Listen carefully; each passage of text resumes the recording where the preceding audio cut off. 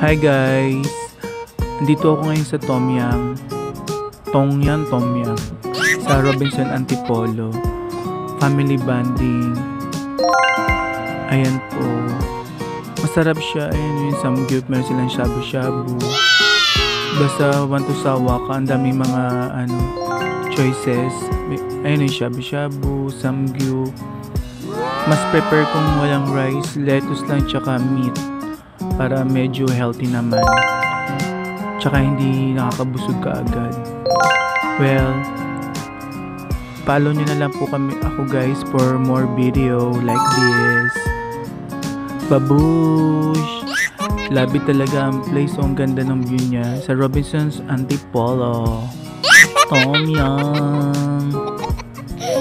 Tom Yum! Tom Yum! Go, go, go!